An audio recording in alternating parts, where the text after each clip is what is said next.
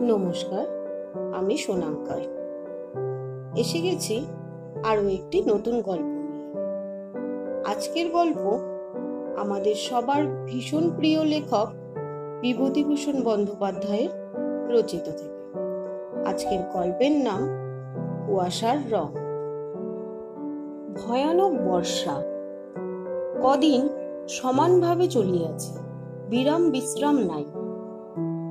প্রতুল মেসের বাসায় নিজের সিটটিতে বসিয়া বসিয়া বিরক্ত হইয়া উঠিয়াছে। কোথায় বা বাহির হইবে, যাইবার উপায় নাই কোনো দিকে। ছাদ চুইয়া ঘরে জল পড়িতেছে। সকাল হইতে বিছানাটা একবার এদিকে একবার ওদিকে সরাইয়াই বা কতক্ষণ পারা যায়। সন্ধ্যার সময় আরো জোর বর্ষা নামিল। চারিদিক ধোঁয়াকার হইয়া উঠিল।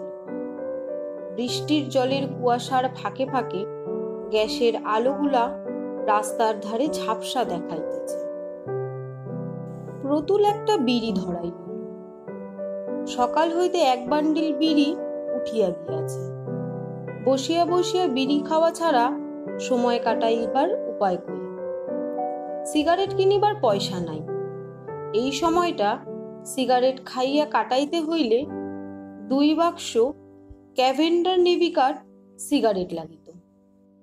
প্রতুলের হঠাৎ মনে পড়িল, এবেলা এখনো চা খাওয়া হয়নি। মেসের চাকরকে ডাকিবার উদ্যোগ করিতেছে। এমন সময় দুয়ারে কে ঘা দিল। হয়তো হরিশ চাকরের মনে পড়িয়াছে তাহার ঘরে চা দেওয়া হয়নি। দুয়ার খুলিয়া প্রতুল অবাক হইয়া চাহিয়া রইল। এই যে প্রতুল দা, ভালো আছেন? নমস্কার, এলাম আপনার এখানে। একটি 30-32 বছরের লোক, গায়ে ময়লা পাঞ্জাবি, পায়ে রাবারের জুতা, হাতে একটা ছোট টিনের সুটকেস, সঙ্গে একটি বছর 9-10-এর ছোট ছেলে লইয়া ঘরে ঢুকিল। ছাতি হতে জল গড়াইয়া পড়িতেছে। ভিজা জুতায় ঘরের দুয়ারের সামনের মেঝেটাতে জলের দাগ পড়িল। খোলা দরজা দিয়া ইতিমধ্যে বৃষ্টির ঝাপটা আসিয়া ঘরে ঢুকিল। আয় রে খোকা, যা গিয়ে বসগে, যা, তোর জ্যাঠামশাই প্রণাম কর। দাঁড়া, পাটা মুছে দি গামছা দিয়ে, যা। প্রতুল তখনও ঠিক করতে পারে নাই লোকটাকে। এমন দুর্যোগের দিনে তাহার আশ্রয় গ্রহণ করিয়াতে আসিয়াছে। দেশের লোক, গ্রামের লোক তো নয়। কোথায় ইহাকে সে দেখিয়াছে। হঠাৎ তাহার মনে পড়িয়া গেল, এ সেই শশধর, নাগপুরের শশধর গাঙ্গুলি। এত বড় হইয়া উঠিয়াছে সেই 18-19 বছরের ছোকরা। আর বাল্যের সেই চমৎকার চেহারা এত খারাপ হইয়া উঠিল কিভাবে? চিনতে পেরেছেন প্রতুল দা? হ্যাঁ, এসো, বসো। ও কতকাল পরে দেখা। তা তুমি জানলে কি করে এখানে আমি আছি? ভালো আছো? এটি কে? ছেলে? বেশ বেশ। শশধর রাঙা দাঁত বাহির করিয়া একগাল হাসিয়া বলিল, তা হবে না। সে আজ কত বছরের কথা বলুন তো? আজ 12-13 কি 14 বছরের কথা হয়ে গেল যে। আপনার ঠিকানা নিলুম জীবন ভট্টাচার্যের কাছ থেকে। জীবন ভট্টাচার্যকে মনে পড়ছে না? সেই যে জীবনদা আমাদের লাইব্রেরির সেক্রেটারি ছিল। কিন্তু জীবনবাবুই বা আমার ঠিকানা জানলেন কি করে? তার সঙ্গেও তো 12-13 বছর দেখা হয় না। যতদিন নাগপুর ছেড়েছি ততদিন তার সঙ্গেও। জীবনদার শালার এক বন্ধু, আপনারও বন্ধু, রাধিকা বাবু চিনতে পেরেছেন এবার? সেখানে জীবনদা শুনেছে। আপনি তো আমাদের খবর রাখেন না, আমরা আপনার রাখি। এই স্থির হয়ে বস খোকা, 1 কাপ চা খাওয়ান না দাদা, বড্ড ঠান্ডা হাওয়া দিচ্ছে। সঙ্গে ছোট ছেলেটি অমনি বলিতে শুরু করিল, খিদে পেয়েছে বাবা, আমার খিদে পেয়েছে। তাহার বাবা ধমক দিয়া বলিল, থাম, ছোড়ার অমনি খিদে পেয়ে গেল। থাম না, খেয়েছিস তো দুপুরবেলা। প্রতুল বলিল, আহা, ওকে ধমকাচ্ছ কেন? ছেলে মানুষের খিদে তো পেতেই পারে। দাঁড়াও খোকা, আমি খাবার আনাচ্ছি। চা ও জলযোগের পর্ব মিটিয়া গেলে প্রতুল বলিল, তারপর শশধর, এখন হচ্ছে কি? শশধর বলিল, করব আর কি, রামজীবনপুরের ইউপি স্কুলের হেড পণ্ডিত। আজ 2 দিন ছুটি নিয়ে কলকাতায় একটু কাজ আছে। ভালো কথা প্রতুলদা, এখানে একটু থাকবার জায়গা হবে? প্রতুল বলিল, হ্যাঁ হ্যাঁ, তার আর কি, থাকো না, জায়গা তো যথেষ্টই রয়েছে। আমি বলে দিচ্ছি তোমাদের রাতের খাওয়ার কথাও রাত্রে। আজ প্রায় 12-13 বছর আগে প্রতুল নাথপুর গ্রামের মিউনিসিপ্যাল অফিসে কেরানির চাকুরি লইয়া যায়। নাথপুর নিতান্ত ক্ষুদ্র গ্রাম নয়, আশপাশের 4-5খানি ছোট বড় গ্রাম লইয়া মিউনিসিপ্যালিটি। ইলেকশন লইয়া দলাদলি মারামারি পর্যন্ত হইত। লাইব্রেরি ছিল, ডাক্তারখানা ছিল, হাই স্কুল ছিল, একটা পুলিশের ফাঁড়ি পর্যন্ত ছিল। একদিন নিজের ক্ষুদ্র বাসাটিতে বসিয়া আছে একা। একটি 18-19 বছরের ছোকরা আসিয়া প্রণাম করিয়া বলিল, আপনি নতুন এসেছেন আমাদের গায়ে? হ্যাঁ, এসো বসো। তোমার নাম কি? আমার নাম শশধর। আপনার সাথে আলাপ করতে এলুম। একলাটি বসে থাকেন। এসো এসো, ভালোই। তুমি স্কুলে পড়ো বুঝি? শশধর পরিচয় দিল। না, সে স্কুলে পড়ে, অবস্থা ভালো না। স্কুলে কে পড়াইবে? তাহা ছাড়া সংসারে বাবা নাই, তাহারই ঘাড়ে সংসার। মা, 2 বোন, 3টি ছোট ছোট ভাই, স্ত্রী। প্রতুল বিস্মিত হইয়া বলিল, তুমি বিয়ে করেছ নাকি? আজ্ঞে হ্যাঁ, ও বছর হয়ে গিয়েছে। ছেলেটি দেখিতে সুশ্রী সুপুরুষ। অল্প বয়সে বিবাহ হওয়াটা আশ্চর্য নয় বটে। কিছুক্ষণ বসিয়া থাকিবার পরে ছেলেটি সেদিন চলিয়া গেল। তাহার পর হইতে মাঝে মাঝে সে প্রায়ই আসিত। এ গ্রামে প্রতুল নতুন আসিয়াছে, বিশেষ কাহারও সহিত পরিচয় নেই। এ অবস্থায় একজন তরুণ বন্ধু লাভ করিয়া প্রতুলও খুশি হইল। সময় কাটাইবার একটা উপায় হইল। সন্ধ্যাবেলাটা দুজনে গল্প গুজবে কাটিয়া যাইত। একদিন শশধর প্রতুলকে বাড়িতে খাওয়ার নিমন্ত্রণ করিল। শশধরের মা তাকে ছেলের মতো যত্ন করিয়া খাওয়াইলেন। শশধরের বোন কণা তাকে প্রথম দিনেই প্রতুলদা বলিয়া ডাকিল। এই নির্বান্ধব পল্লী গ্রামে ইহাতে স্নেহ সেবা প্রতুলের বড় ভালো লাগিল সেদিন। ইহার পর অফিস হইতে প্রতুল নিজের বাসায় ফিরিতে না ফিরিতে শশধর প্রতুলকে ডাকিয়া নিজের বাড়িতে প্রায়ই লইয়া যায়। প্রায়ই বৈকালিক চা পানের ও জলযোগের ব্যবস্থা সেখানেই হইয়া থাকে। দিন কতক যাইবার পরে প্রতুল ইহাতে সংকোচ বোধ করিতে লাগিল। শশধরদের সাংসারিক অবস্থা বিশেষ সচ্ছল নয়। রোজ রোজ তাহার জলযোগের জন্য উহাদের খরচ করাইতে প্রতুলের মন সায় দিল। সে যাওয়া বন্ধ করিল। অবশ্য মুখে সোজাসুজি কোনো কিছু বলিতে পারা সম্ভব ছিল না, তবে যাইবার ইচ্ছা না থাকিলে ওজোর আপত্তির অভাব হয় না। একদিন শশধর আসিয়া বলিল, আজ যেতেই হবে প্রতুলদা, কণা বলেছে তোমাকে নিয়ে না গেলে সে ভয়ানক রাগ করবে আমার। প্রতুল আশ্চর্য হইয়া বলিল, কণা? হ্যাঁ হ্যাঁ, কণা, আমার ছোট বোন। ভুলে গেলেন নাকি? চলুন আজ। প্রতুলের মনে বিস্ময় এবং আনন্দ দুই হইল। কণার বয়স 15-16, রং ফর্সা, বেশ সুশ্রী মেয়ে, কথাবার্তা বলে চমৎকার, পাড়াগাঁয়ের তুলনায় লেখাপড়াও জানে ভালো। তাহার সম্বন্ধে কণা আগ্রহ দেখাইয়াছে, কথাটা শুনিতে ভালো লাগলো। কণা সেদিন প্রতুলের কাছে কাছেই রহিল। কয়দিন না দেখা শোনার পরে দুজনেরই দুজনকে যেন বেশি করিয়া ভালো লাগিতেছে। ফিরিবার সময় প্রতুলের মনে হইল কণাকে যেন আজ তাহার অত্যন্ত আপনজন বলিয়া মনে হইতেছে। কেন? নির্জন বাসায় ফিরিয়া কথাটা সে ভাবিল। কণা মেয়েটি ভালো, বুদ্ধিমতী, সেবা পরায়ণা, তাহাদেরই পাল্টি ঘর। আহা, এই জন্যই কি শশধরের তাগিদা? তাহাকে ঘন ঘন বাড়ি লইয়া যাইবার জন্য? কথাটা মনে হইবার সঙ্গে সঙ্গে এ চিন্তাও তাহার মনে না আসিয়া পারিল না। তাই কণার অত গায়ে গায়ে পড়িয়া আলাপ করার ঝোঁক তার সঙ্গে। প্রতুল আবার শশধরের বাড়ি যাওয়া বন্ধ করিল। শশধর আসিয়া পীড়াপিড়ি আরম্ভ করিতে আদৌ বিলম্ব করিল না। কিন্তু এবার প্রতুল অত সহজে ভুলিল না। তাহার মনে দ্বন্দ্ব লাগিয়াছে। কণা তাহাকে সত্যই ভালোবাসে, না তাহাকে বিবাহের ফাঁদে ফেলিবার জন্য ইহা তাহার একটি ছলনা মাত্র?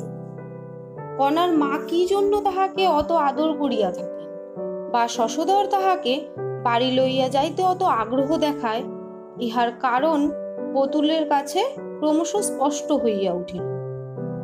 গরিবের মেয়ে, বিবাহ দিবার সঙ্গতি নাই উপযুক্ত পাত্রে।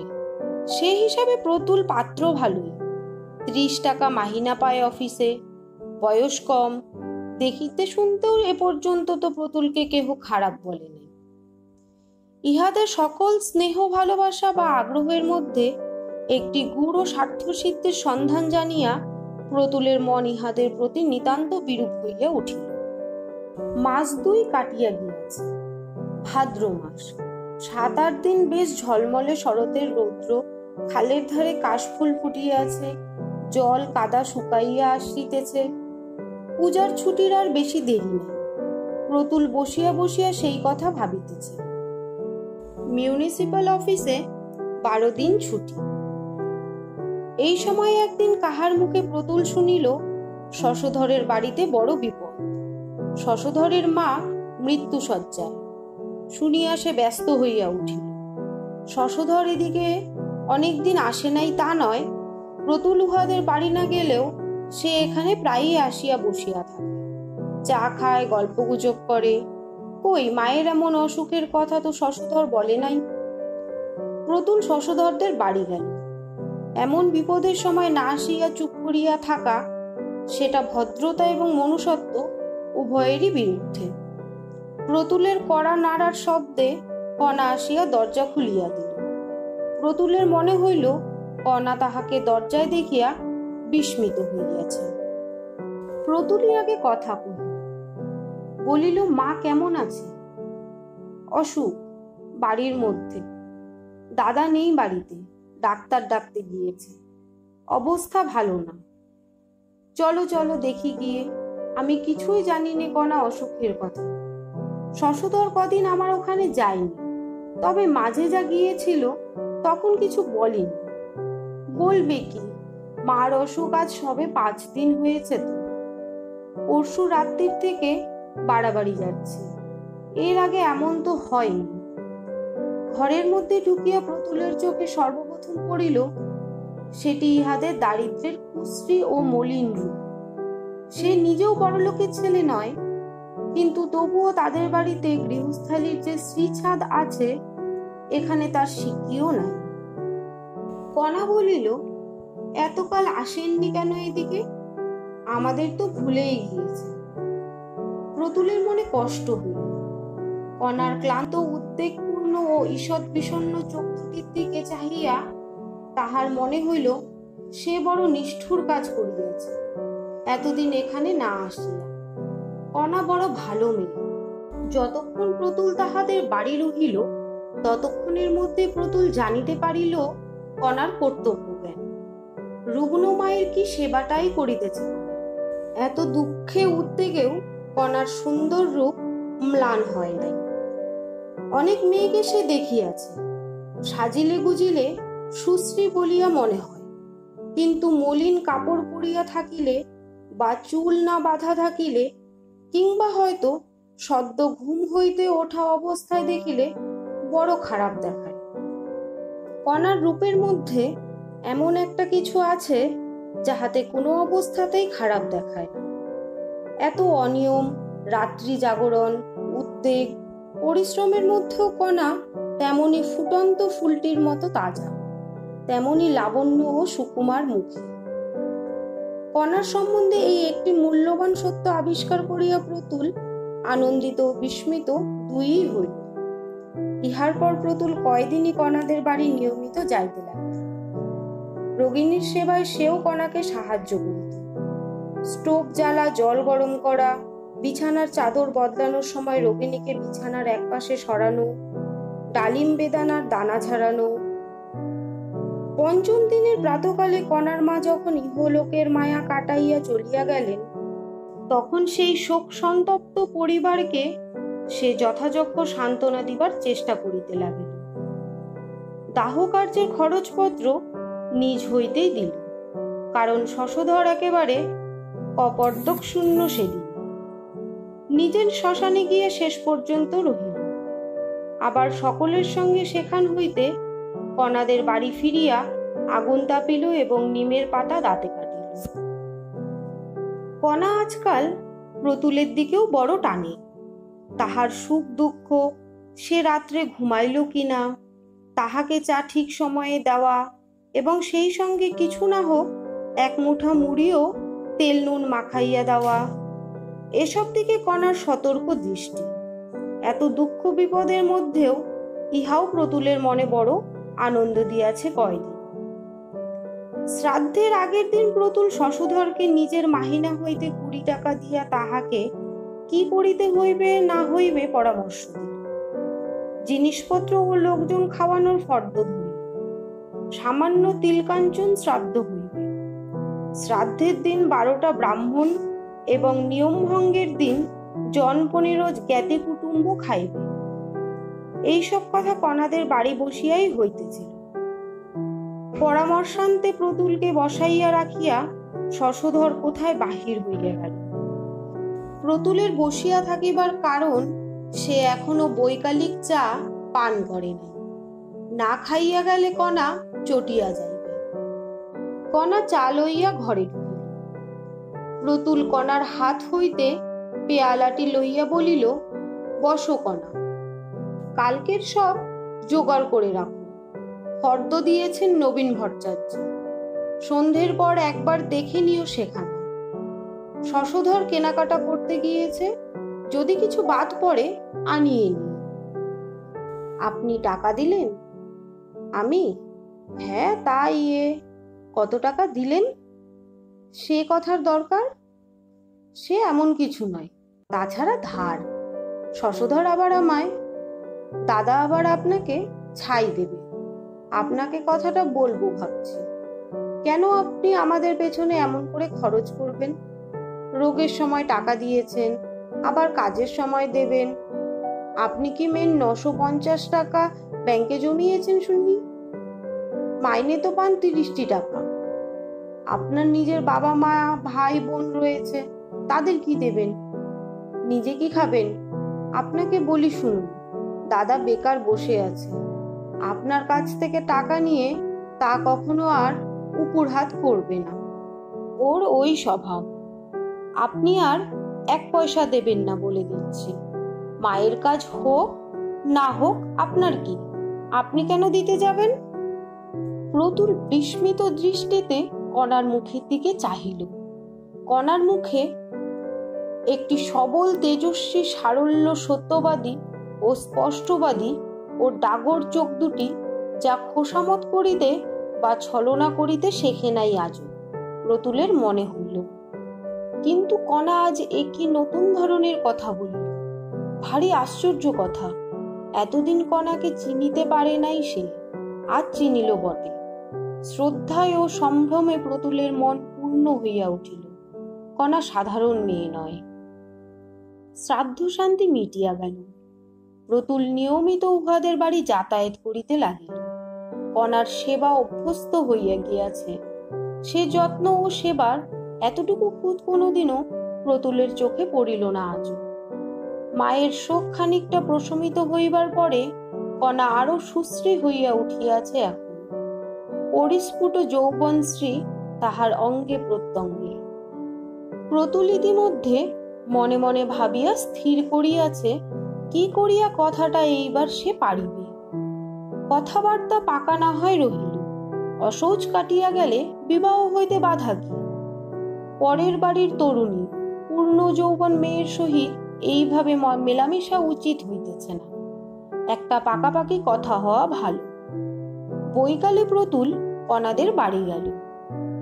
কণা আসিয়া বলিল, বাহ, আমি বলেছি কি না বলেছি, প্রতুলদা তো এলো বলে। দুধ নেই চা করবার, ওবেলা পিন্টু দুধের কড়া আলগা করে রেখে দিয়েছে, আর সব দুধখানি উপর করে রেখে দিয়েছে বেড়ালে। বসো কণা, এখানে চা হবে এখন, তার জন্য কিছু নয়। কণা এখন মাতৃহীন ছোট ভাই বোনদের মায়ের স্থান পূর্ণ করিয়া আছে, সংসারে সেই এখন কর্ত্রী। প্রতুল তা জানে, কিন্তু এই ক্ষুদ্র কর্ত্রী মাঝে মাঝে কি রকমে ফাঁদে পড়িয়া যায় পয়সা কড়ির অভাবে, তাহাও প্রতুল দেখিয়াছে। কণা তাহাকে কিছু বলে না, কোনোদিনও না, কিন্তু সে নানা রকমই টের পায়, যেমন আজই পাইল। কণা কি কাজে একটু উঠিয়া গিয়াছে। প্রতুল কণার ছোট্ট ভাই বিনুকে ডাকিয়া বলিল, কি খেয়েছো খোকা বাবু? ভাত খেয়েছি। এখন কি খেয়েছো? আর কিছু নেই, ভাত নেই, দিদি খায়নি। তখনই সেখানে কণা ছোট বোন 11 বছরের পিন্টু আসিল। প্রতুল বলিল, কণা খায়নি কেন? পিন্টু বলিল, ভাত ছিল না, ওবেলা চাল ধার করে নিয়ে এলো দিদি ওই সরকারদের বাড়ি থেকে। দাদা কাল কোথায় গিয়েছে এখনো তো ফেলল না। মহেশ চক্রবর্তীর দোকানে টাকা পাবে বলে চাল ডাল দেয় না আজকাল। দিদি এখন কোথায় পাবে, কোন দিকে যাবে? প্রতুল অনেক কথা ভাবিল। কণা সংসার চালাইতে পারে না টাকার অভাবে। সে নিজে যদি বাহির হইতে 2-10 টাকা সাহায্য করে, সেটা যেন ভিক্ষা দেওয়ার মতো দেখায়। সে টাকা হাত পাতিয়া লওয়ায় কণার গৌরব ক্ষুণ্ণ হয়। কণাকে সে অপমানের মধ্যে টানিয়া আনিতে তাহার মন সরে না। অথচ এরকম কষ্ট করিয়াই বা কণা কতদিন বাঁচিবে? সব দিকের সুমীমাংসা করিতে হইলে বিবাহের কথাটা পারিতে আর বিলম্ব করা উচিত নয়। আজই সে কণার সঙ্গে এ বিষয়ে একটা বোঝাপড়া করিবে আগে। তাহার পরে শশধরকে জানাইলেই চলিবে। এখন শশধরটা মানুষ নয়, সে ইতিমধ্যে বেশ বুঝিয়া ফেলিয়াছে। কণা চা লইয়া ঘরে ঢুকিল, বলিল, একটু দেরি হয়ে গেল প্রতুলদা, দুধ ছিল না একেবারে, আনলাম রায় কাকাদের বাড়ি থেকে, দেখুন তো চাটা খেয়ে কেমন হয়েছে। প্রতুল বলিল, ব্যস্ত হয়ে ঘুরছো কোথায় কণা? বসো এখানে, কথা আছে। শীতকালের বিকাল, কণাদের বাড়ির চারিপাশে বন জঙ্গলে বনমৌরি লতায় ফুল ফুটিয়াছে। বেশ একটা উগ্র সুগন্ধে অপরাহ্নের শীতল বাতাস ভরপুর। ভাঙা ইটের পাঁচিলের গায়ে রাঙা রোদ পড়িয়া কণাদের পুরানো পৈতৃক ভদ্রাসনের প্রাচীনত্ব ও দারিদ্র্য যেন আরো বাড়াইয়া তুলিয়াছে। কণা বসিল, প্রতুলের মুখের দিকে আগ্রহের সহিত চাহিয়া বলিল, কি প্রতুলদা, তোমাকেই কথাটা বলি, কিছু মনে করো না কণা, অনেকদিন থেকে কথাটা আমার মনে রয়েছে, বলি বলি করে বলা হয়ে উঠছে না। তুমি আমায় বিয়ে করবে কণা? আমি অত্যন্ত সৌভাগ্য বলে মনে করব যদি। কণা খানিকটা চুপ করিয়া রহিল। খানিকক্ষণ দুজনের কেহই কথা বলিল। তারপর কণা ধীরে অনেক চাপা সুরে বলিল, সে হয় না প্রতুলদা। প্রতুল বিস্মিত হইল। কণার এই উত্তর সম্পূর্ণ অপ্রত্যাশিত তাহার কাছে। বলিল, হয় না কণা? কণা মাটির দিকে চোখ রাখিয়া পূর্ববৎ নিম্ন সুরে বলিল, হয় না প্রতুলদা, কারণ আছে অবশ্যই, কিন্তু সে কথা বলবো না। বিয়ে হতে পারে না। কেন? কণা কি অন্য কোনো যুবককে ভালোবাসে? কই, আর কোনো যুবককে তো প্রতুল কোনোদিন উহাদের বাড়িতে যাওয়া আসা করিতে দেখে নাই। ব্যাপার কি? কারণটা জানতে পারলে বড় ভালো হতো কণা। খুব বেশি বাধা কিছু আছে কি? হ্যাঁ। কারণটা বলবে? আপনি কিছুই জানেন না, দাদা কিছু বলেনি আপনাকে। প্রতুল আরো বিস্মিত হইল। কি জানিবে সে? শশধরই বা তাহাকে কি বলিবে? অত্যন্ত আগ্রহ ও কৌতূহলের সঙ্গে সে বলিল, না কণা, তুমি কি বলছো আমি কিছুই বুঝতে পারছি না। শশধর কি বলবে আমায়? আমি বিধবা। তুমি? হ্যাঁ। 8 বছর বয়সে আমার বিয়ে হয়, 13 বছর বয়সে এই 5 বছর হল। প্রতুলের মাথা বনবন করিয়া ঘুরিতে লাগিল, যেন সর্বশরীর যেন ঝিমঝিম করিতেছে। কণা বিধবা, কণার বিবাহ হইয়াছিল 8 বছর বয়সে। অদৃষ্টের কি দারুণ পরিহাস! আর সে কত আকাশ কুসুম না রচনা করিয়াছে মনে মনে এই কণাকে লইয়া। ইহাদের প্রতি মনে মনে কত অবিচার করিয়াছে, তাহাকে জামাই করিবার উদ্দেশ্যে প্রতি আরোপ করিয়া। গ্লানি ও অনুতাপে প্রতুলের মন পূর্ণ হইয়া গেল। কিন্তু কণা, এ কথা তো আমি কিছুই জানি নে, আমাকে তো কেউ কিছু বলেনি। আমার কিন্তু ধারণা ছিল যে আপনি জানেন, দাদা বলেছে আপনাকে। আমিও অবাক হয়ে গেছি এ কথা শুনে। একটা কথা বলবো কণা, বিধবার পুনর্বিবাহ তো হচ্ছে সমাজে। প্রতুলদা, ওসব কথা থাক। যা হয় না যেখানে, সেখানে সে কথা তোলা মিথ্যে মিথ্যে কেন? না, আমার কথার উত্তর দাও কণা। আমি অমন ধরনের কথা শুনবো না তোমার মুখে। তোমায় সুখী করার দিকে আমার লক্ষ্য। সেজন্য সংস্কার ও সমাজ আমি অনায়াসেই ঠেলব। কণার চোখ দিয়া জল গড়াইয়া পড়িল। সে মুখ নিচু করিয়া আঁচলের প্রান্ত দিয়া চোখ মুছিয়া বলিল, আপনার পায়ে পড়ি প্রতুলদা। প্রতুল আর কিছু বলিল না। পরদিন অফিসে আসিয়াই সে চাকরিতে ইস্তফা দিয়া দিল, 1 মাসের নোটিসে। এখানে সে আর থাকিবে না, থাকিয়া লাভ নাই। এই 1 মাসের মধ্যে সে কণাদের বাড়ি গেল প্রায় প্রত্যেক দিন, কিন্তু চাকরিতে নোটিশ দেওয়ার কথা কাহাকেও বলিল না। বিবাহ সম্বন্ধে কণার সাথে আর কোনো কথাও সে বলে নাই। যদিও কণা আগের মতোই তাহার সাথে নিঃসংকোচে আসে, বসে, কথাবার্তা কয়। যাইবার পূর্বে সে কণাদের বাড়ি গেল। অন্যান্য কথাবার্তার পর সে বলিল, কণা, আমি এখান থেকে চলে যাচ্ছি কাল। কণা আশ্চর্য হইয়া প্রতুলের মুখের দিকে চাহিয়া বলিল, চলে যাবেন? কেন? চাকরি ছেড়ে দিচ্ছি। সে কি কথা? কথা ঠিকই তাই, কাল যাচ্ছি। সত্যি? সত্যি, মিথ্যে বলে লাভ কি? সে কথা তো একদিনও বলেননি। না, বলিনি, বলেই বা লাভ কি? যেতেই যখন হবে। কেন, এখানে আপনার অসুবিধে কি হচ্ছিল? ভালো চাকুরি পেয়েছেন বুঝি কোথাও? কোথাও না। কণা চুপ করিয়া রহিল। প্রতুলও তাই। খানিক পরে কণা বলিল, যাবেন তো জানতুম, বিদেশি লোক আপনি, আপনাকে তো আর ধরে রাখা যাবে না। আমাদের কথা আপনি শুনবেনই বা কেন? অনেক জ্বালাতন করেছি, কিছু মনে করো না কণা। কণা চুপ করিয়া রহিল। এই পর্যন্ত সেদিন কণার সঙ্গে কথাবার্তা। পরদিন আর একবার কণাদের বাড়ি যাইবার কথা ভাবিয়াও প্রতুলের যাওয়া ঘটিল না। দুপুরের ট্রেনে প্রতুল চলিয়া আসিল। সারা পথ কেবল কণার কথা মনে হইল প্রতুলের। সেই অভাব অনটনের সংসারে চিরকাল কাটাইতে হইবে তাহাকে। গরিবের ঘরের অল্প বয়সী বিধবা মেয়ে। দাদার সংসার ছাড়া আর উপায় নাই। কণার জীবন অন্ধকার, কোনো আলো নাই কোনো দিক হইতে। প্রতুলের বুকের মধ্যে কোথায় যেন টনটন করিতেছে।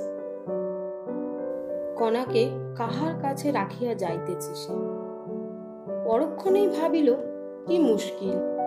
কণা রয়েছে তার বাপের ভিটেতে, ভাই বোনের কাছে, দাদার কাছে। আমার সঙ্গে তার কি? মাস 5-6 পরে, সেই ফাল্গুন মাসেই মায়ের পীড়াপিড়িতে তাহাকে বিবাহ করিতে হইল। প্রতুলের শ্বশুরের 2-3টি বড় কলিয়ারি ছিল, কিন্তু কলিয়ারিগুলির অবস্থা ছিল খারাপ, চুরি হইত।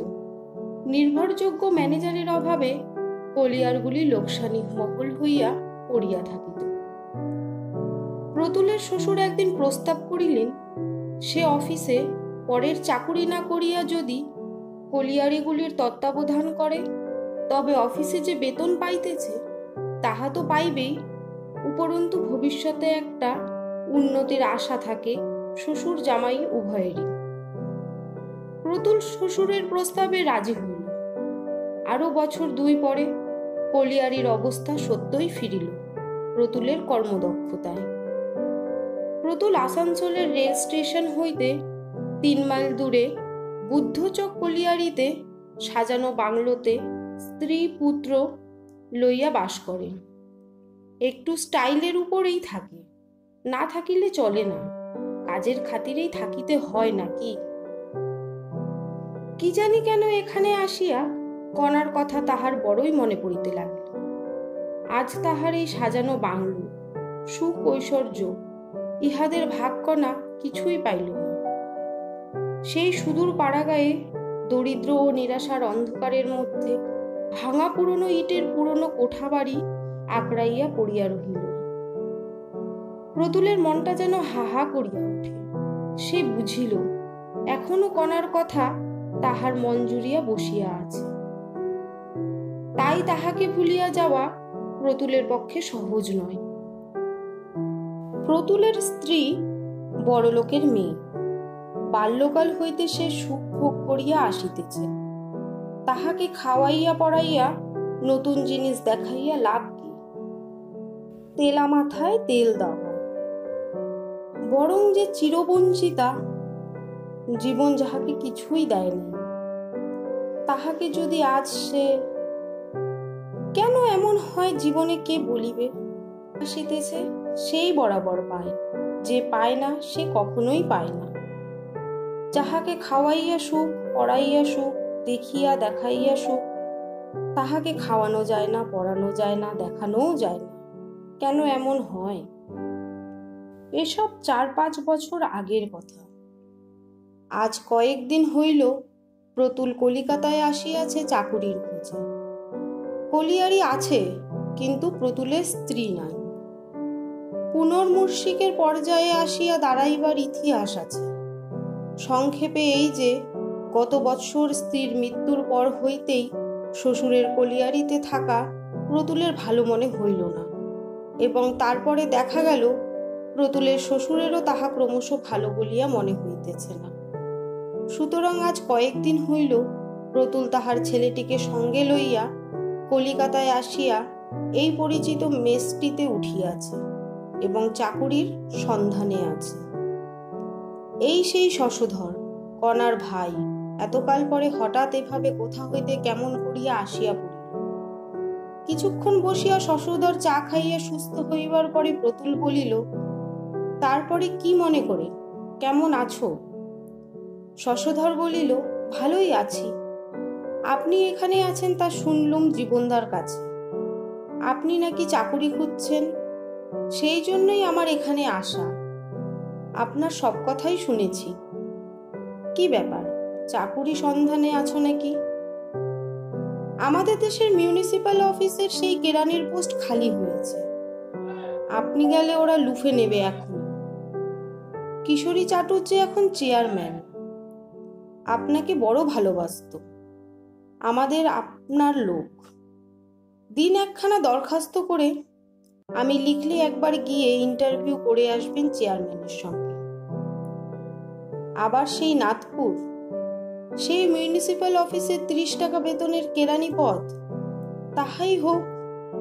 প্রতুল দরখাস্ত লিখিয়া পরদিন সকালে শশধরের হাতে দিল। চাকুরি না করিলে চলিবে না। ছোট ছেলেটি লইয়া 30 টাকায় তাহার খুব চলিয়া যাইবে। তাহার বাবা মা জীবিত বটে, কিন্তু ছেলের রোজগারের উপর তাহাদের নির্ভর করিতে হয় না। দিন 15 পরে শশধর লিখিল, চাকুরি সব ঠিক, একবার আসিয়া চেয়ারম্যানের সঙ্গে দেখা করা দরকার। প্রতুল ছেলেকে লইয়া নাথপুরে গেল। 10 বৎসর আসে নাই এই দিকে, অথচ যেন মনে হইতেছে কাল এ গ্রাম ছাড়িয়া গিয়াছে। কণার কথা সে শশধরকে জিজ্ঞাসা করিতে পারে নাই। কোথায় যেন বাঁধিয়াছিল, বহু চেষ্টা করিয়াও পারে নাই। আজ স্টেশনে নামিতেই কণার কথা প্রথমেই মনে পড়িল। কণা যেখানে থাকে সেখানেই সে থাকিবে জীবনের বাকি কয়টা দিন। বেলা প্রায় 1টা। শশধর স্টেশনে ছিল। বলিল, প্রতুলদা, আপনার সেই পুরানো বাসা ভাড়া করে রেখেছি, কোনো অসুবিধে হবে না। আর কণা বলে দিয়েছে আজ ওখানে খাবেন। চাকুরি হয়ে যাবে, এখন সব বলা আছে। প্রতুল বলিল, এবেলা খাবো না, খোকাকে বরং নিয়ে যাও কণার কাছে, আমি অফিসের পরে যাব। আমরা দুজনেই সকালে খেয়ে গাড়িতে চলেছি। বিকালের দিকে চেয়ারম্যানের সহিত সাক্ষাৎ করিবার পরে প্রতুল শশধরের বাড়ি গেল। প্রথমেই কণা আসিয়া সামনে দাঁড়াইয়া বলিল, প্রতুলদা, এতদিন পরে মনে পড়ল। তারপর সে পায়ের ধুলো লইয়া প্রণাম করিল। প্রতুল অবাক হইয়া চাহিয়া রহিল। সে কণা কোথায়? কোথায় সেই লাবণ্যময়ী কিশোরী? এ কণাকে সে চেনে না। কণা পূর্বাপেক্ষা শীর্ণা হইয়াছে, যৌবনে সৌন্দর্য অন্তর্হিত হইয়াছে অনেককাল বলিয়াই মনে হয়। যদিও বর্তমানে 27-28 বছরের বেশি বয়স নয় কণার। মুখের কোথাও পূর্ব লাবণ্যের চিহ্ন আছে কিনা প্রতুল বিশেষভাবে খুঁজিয়া দেখিয়াও পাইল না। সঙ্গে সঙ্গে প্রতুল দেখিল কণার উপর তাহার সে ভালোবাসা যেন এক মুহূর্তে মন হইতে কর্পূরের মতো উবিয়া গিয়াছে। এ কণা অন্য একজন স্ত্রীলোক, তাহার ভালোবাসার পাত্রী, তাহার পরিচিত কণা এ নয়। কাহাকে সে ভালোবাসিবে? কন্যা আশ্ব খুব আদর যত্ন করিল। আহারাদির পরে প্রতুলকে পান আনিয়া দিয়া কণা বলিল, কতদিন আসেননি, অনেক কথা আছে আপনার সঙ্গে প্রতুলদা, বসুন, আমি আসছি। প্রতুল ভাবিতেছিল, ভাগ্যে কণার সঙ্গে তাহার বিবাহের সুবিধা বা যোগাযোগ হয় নাই। কি বাঁচিয়াই গিয়াছে সে, ভগবান বাঁচাইয়া দিয়াছে। উহ! 2-4টি মামুলি কথা বলিয়া প্রতুল ছেলের হাত ধরিয়া উহাদের বাড়ি হইতে বাহির হইয়া হাঁপ ছাড়িয়া যেন বাঁচিল। পরদিন সকালে শশধরকে ডাকিয়া বলিল, না ভাই, ছেলেটার শরীর খারাপ হয়েছে কাল রাত্রে। তোমাদের যা ম্যালেরিয়ার দেশ, ছেলে নিয়ে এখানে চাকরি পোষাবে না, অন্যত্র চেষ্টা দেখি গে।